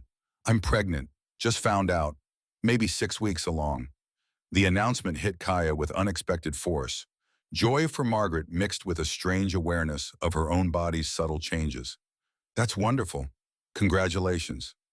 You'll be next, I'm sure. You and Tom are practically inseparable. Kaya didn't mention that her monthlies had been late, didn't mention the odd queasiness that came and went, didn't mention the nausea that hit every morning, didn't mention the fear that hoping for something she'd been told she couldn't have would invite crushing disappointment. But that night in early March, lying beside Tom as the last winter snow fell silent outside, she whispered the truth. I think I'm pregnant. Tom went absolutely still. You think? My monthlies stopped in December. It's been over 3 months now. Sickness in the mornings. My body feels different. She placed his hand on her still flat stomach. I went to see the doctor yesterday. He confirmed it. I'm about 4 months along. She placed his hand on her still flat stomach. I could be wrong. The doctor said after the miscarriages, I probably couldn't. Tom kissed her quiet. When he pulled back, his eyes were wet. We're having a baby? Maybe. Probably. I'm scared to believe it. Then I'll believe for both of us. His hand spread across her abdomen, protective and reverent. A baby. Our baby. The tears Kaya had been holding back broke free. Tom held her while she cried. Fear and hope tangled so tightly she couldn't separate them. After 4 years of believing her body was broken, after convincing herself she'd never carry a child, the possibility felt both miraculous and terrifying. They told no one for another month, waiting until Kaya's body showed unmistakable signs. When they finally shared the news, the town's response surprised them. Well wishes came from unexpected sources. Women who'd barely spoken to Kaya brought baby clothes and advice. Even Councilman Foster, whose daughter studied at the forge, offered awkward congratulations. Iron Creek was learning to see Kaya as a person rather than a problem. Slowly, imperfectly, but undeniably. In late February, a stranger arrived on a horse that had been ridden hard. He was Apache, 35 maybe, with Daniel's eyes and the same proud bearing Kaya remembered from her husband. She knew before he spoke. Kaya Stormcloud? Whitfield now, who are you? Running Wolf, Daniel's younger brother. The world tilted. Running Wolf's jaw clenched. The collapse was meant to kill him and destroy the evidence. The other 11 men were just acceptable losses. Rage and grief crashed through Kaya in equal measure. Daniel hadn't died in a random accident. He'd been murdered for threatening powerful men's profits. Murdered deliberately, with forethought, while 11 innocent men died as collateral damage. Tom entered from the back, stopped seeing Kaya's expression. What's wrong? They killed him, specifically, deliberately. Her voice broke. Daniel was the target. The others just got in the way. Running Wolf stood. I'm taking these documents to territorial authorities. The executives who ordered this are still free. Some of them testified at Hawke's trial, portrayed themselves as victims of his schemes, but they gave the orders. They're the real murderers. How long have you had this evidence? 2 years. Took me that long to track down and verify every document. His jaw clenched. I couldn't bring it forward during Hawke's trial. These executives have lawyers who would have buried it in motions and delays. But now that Hawke's convicted and talking to reduce his sentence, his testimony combined with these documents creates an unbreakable case. The prosecutors told me to wait for the right moment. This is it. Running Wolf's expression softened slightly. Daniel spoke of you in his letters. He loved you very much. The words broke something in Kaya that had been holding together through force of will. She collapsed into a chair, 4 years of grief finally finding its voice. Tom moved to her side immediately, arms around her as she sobbed. Running Wolf left his contact information and departed, taking evidence that would lead to 3 more arrests within a month. Mining company executives charged with conspiracy to commit murder. The case would take another year to prosecute, but this time Kaya wouldn't have to testify. She moved to the front, pregnant belly preceding her like a statement. We don't need outside banks. We need to stop depending on systems designed to exploit us. Hutchins frowned. Mrs. Whitfield, this is a complex financial. It's not complex, it's simple. Powerful people take from us because we let them, because we're divided and scared and convinced we can't survive without their approval. Kaya's voice strengthened. I propose an alternative, a metalwork cooperative. Apprentices I train work for the cooperative, share profits, build skills. We create goods to sell outside Iron Creek, bring money in instead of begging for loans. Silence. Then a farmer named Jensen stood. That's fine for metalwork. What about the rest of us? Expand it. Agriculture cooperative, textile cooperative. Whatever skills this town has, we pool them, share profits, support each other instead of competing. Kaya looked around the room. We just proved corruption can be beaten. Now let's prove we don't need corrupt systems at all. The idea caught fire. People started talking over each other, proposing variations, working through logistics. By the end of the meeting, a plan had formed. Iron Creek would establish cooperative businesses, share resources, build economic independence. It was radical, probably doomed to fail, but desperation made people willing to try impossible things. Elena became treasurer of the new cooperative structure. Margaret, with her store experience, managed logistics. Tom handled paperwork. Within 3 months, Iron Creek had transformed itself from a town dependent on outside capital into a semi-self-sufficient community. It wasn't perfect. Arguments erupted constantly. The metalwork cooperative nearly dissolved when 2 founding members demanded larger profit shares. The agriculture cooperative lost 3 farms in the first month when drought hit and members couldn't agree on resource allocation. Margaret's logistics system collapsed twice before she developed a workable model. The first winter under the new system tested everyone. Families who'd refused to join struggled harder. Some came begging for assistance. The cooperative members argued for hours about whether to help. Elena pushed for inclusion. Others wanted to let them fail as lessons. Eventually they compromised. Help offered in exchange for future participation. By spring, 30 families had joined. The system worked not because it was perfect, but because people chose to make it work. Some months profits were thin, others abundant. The key was that everyone struggled together and everyone celebrated together. It was messy and human and real. But slowly, steadily, something new emerged. A town where people took care of each other because they learned that no one else would. In April, Kaya went into labor. It started mid-afternoon while she was teaching Emily Foster proper hammer technique. The baby's fingers closed around his, and his face transformed with wonder. What do we name her? Kaya had been thinking about this for months. Naomi, it means pleasant, beautiful, good things after hard times. Naomi Whitfield. Tom leaned down to kiss both of them. Perfect. The town sent gifts, blankets, clothes, hand-carved toys. Margaret brought a bassinet her husband had built. Elena donated a month's worth of meals. Even Councilman Foster's wife appeared with a quilt, awkwardly offering congratulations. For 2 weeks, life contracted to the space of Kaya's room. Nursing, sleeping in fragments, learning to interpret cries that all sounded identical at first. Tom handled the forge and school with Sam's help, checking on Kaya and Naomi every few hours. On a Tuesday morning, Tom brought news that shattered their fragile peace. Clayton Hawk escaped prison. Kaya's blood went cold. How? Bribed a guard, last seen heading toward Wyoming territory. Tom's face was pale. They think he's coming here for revenge. Sheriff Calloway increased patrols. Judge Peters authorized additional deputies. But Iron Creek was spread across miles of open territory, impossible to secure completely. They waited, tense and watchful, for a man with nothing left to lose. He came on a Thursday evening. Kaya was alone in the forge, Tom at the cabin checking on animals, Sam running errands, Naomi asleep upstairs. She was banking the fire when footsteps sounded behind her. Clayton Hawk stood in the doorway holding a revolver. 3 weeks in prison had hollowed him out, replaced confidence with feral desperation. His clothes were filthy, hair matted, eyes burning with rage that had nowhere left to go but forward. You destroyed everything. My business, my reputation, my life. Kaya's hand inched toward the hammer on her workbench. You destroyed yourself. I just made sure everyone knew about it. Righteousness looks good on you. Does it keep you warm at night? Does it replace what you took from me? I took nothing you didn't steal first.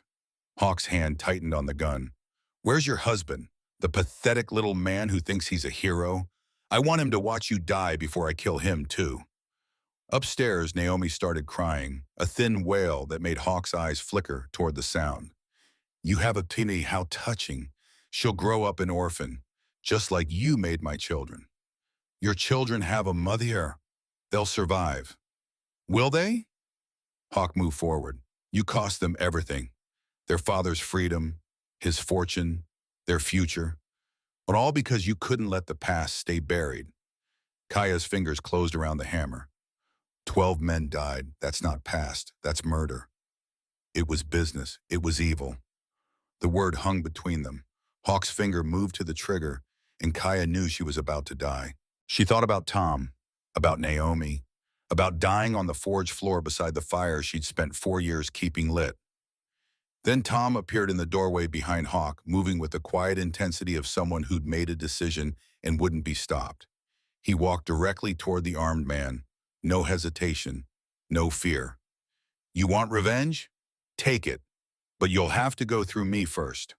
Hawk spun, gun swinging toward Tom. Kaya moved without thinking, throwing the hammer. It hit Hawk's shoulder hard enough to make him stagger. The gun went off, the shot wild, hitting nothing. Tom closed the distance, tackling Hawk with the desperate fury of a man protecting everything that mattered. They went down in a tangle of limbs. The gun skittered across the floor. Kaya dove for it, but Hawk kicked it further away. Tom got his hands around Hawk's throat, and for a small man who'd spent his life avoiding violence, he fought with surprising viciousness. Tom held Kaya while she shook with delayed terror, and upstairs, Naomi continued crying, oblivious to how close she'd come to losing both parents. Later, after statements were given and the forge was finally quiet, Tom and Kaya sat with their daughter between them. You stepped in front of a gun. He was going to kill you. Tom's voice was matter-of-fact. I wasn't going to let that happen. Tom, you could have died. So could you. So could Naomi. If my dying kept you safe, I'd do it without hesitation. He looked at her with absolute certainty. Courage isn't the absence of fear. It's loving someone so much, you forget to be afraid. Kaya pulled him close. Their daughter nested between them, and understood that this was what family meant. Not the absence of danger, but facing it together. Not avoiding fear, but choosing love despite it. Hawk died in a prison infirmary 3 days later from infection. His obituary listed business accomplishments and survived by family. Didn't mention fraud, murder, or the lives he destroyed. The powerful, controlled narrative even in death. But in Iron Creek, people remembered the truth, and that mattered more than any obituary. April became May became June. Naomi grew from a red, wrinkled newborn into a baby with personality. Tom's brown eyes, Kaya's stubborn determination, a laugh that could light up the darkest room. The metalwork school expanded to 6 students. The cooperative businesses showed first profits. Margaret gave birth to a son named Daniel, after the man whose death had started everything. On a Sunday afternoon in late June, Reverend Morrison called Kaya to the church. He was dying, lung disease, the same illness that had taken so many miners.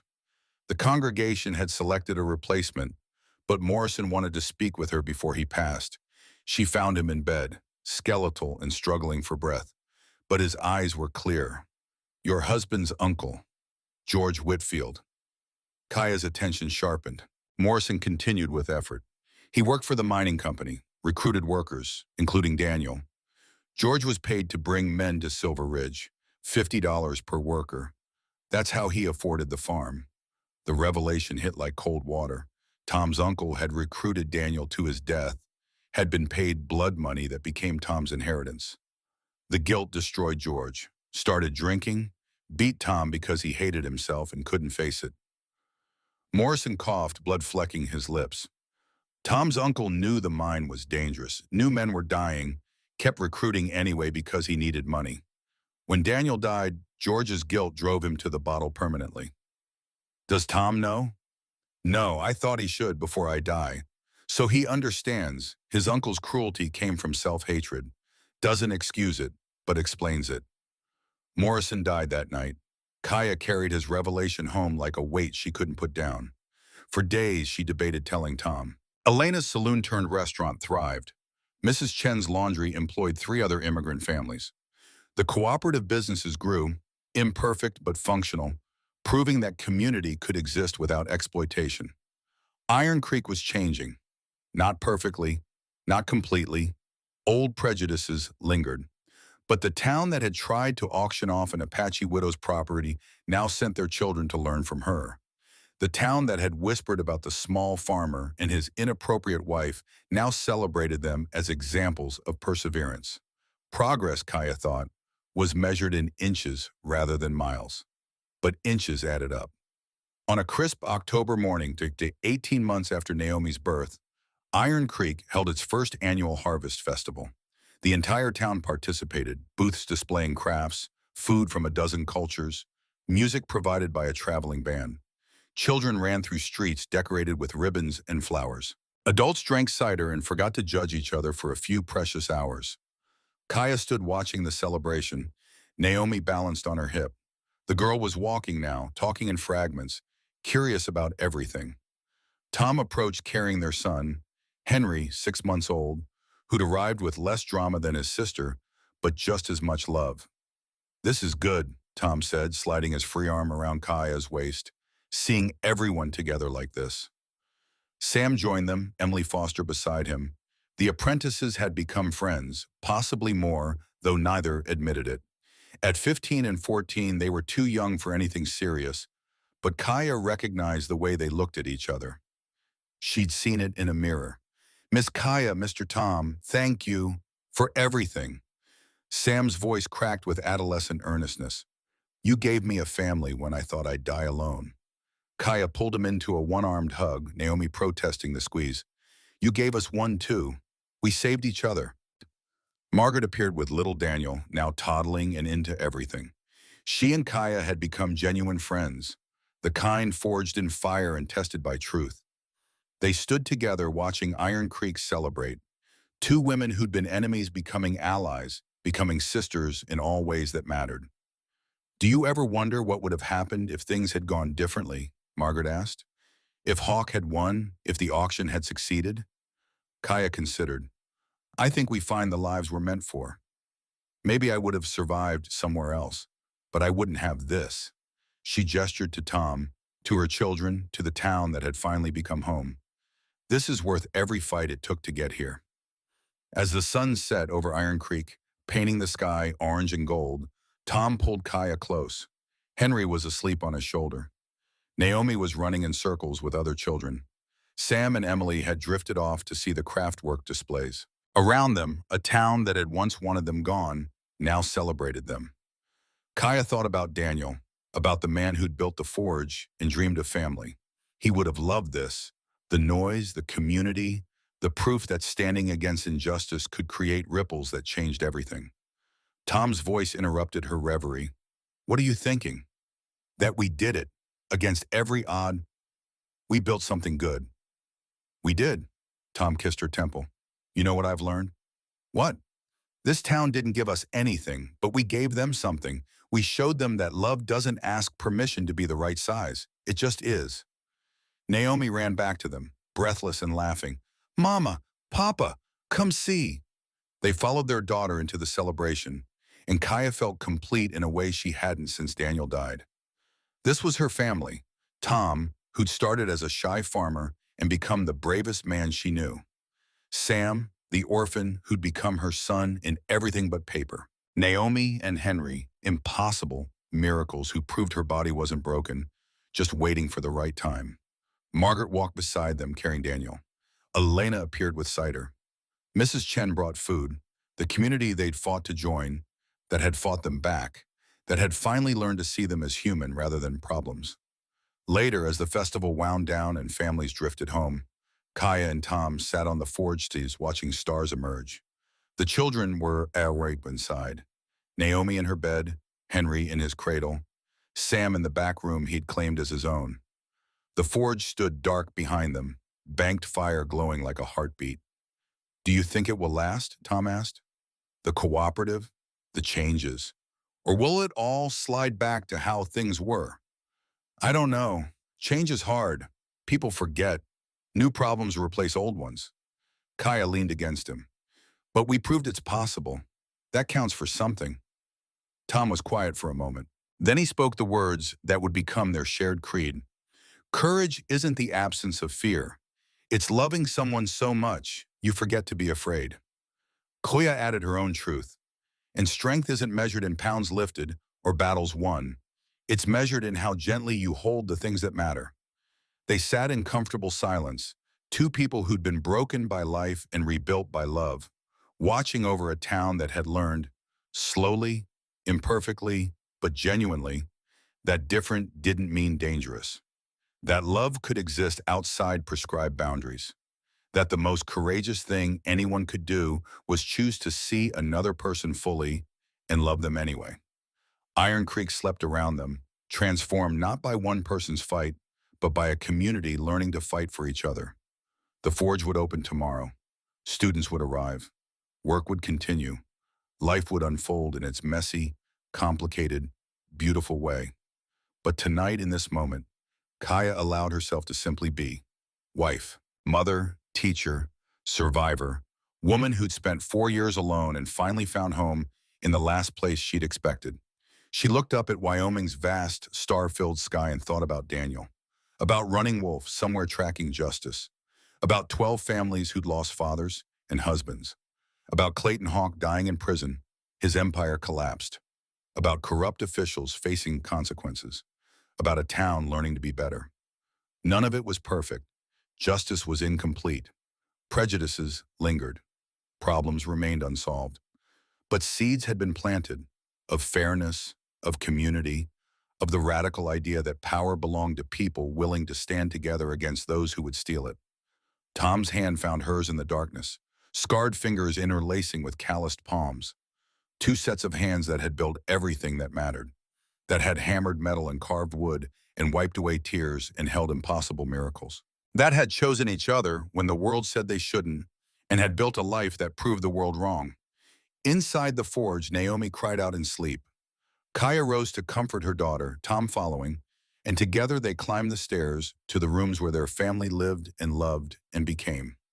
Behind them, Iron Creek dreamed under stars that had witnessed everything, the struggles and victories, the cruelties and kindnesses, the transformation of a town that had tried to destroy a woman and ended up being saved by her instead. And in the forge that Daniel had built and Kaya had defended and Tom had helped make home, the banked fire continued burning. Not blazing, but steady, persistent, refusing to go out, just like them. The story that began with loneliness and ended with love. The journey from isolation to family. The proof that sometimes the broken pieces, when placed beside the right other broken pieces, created something stronger than either could have been alone.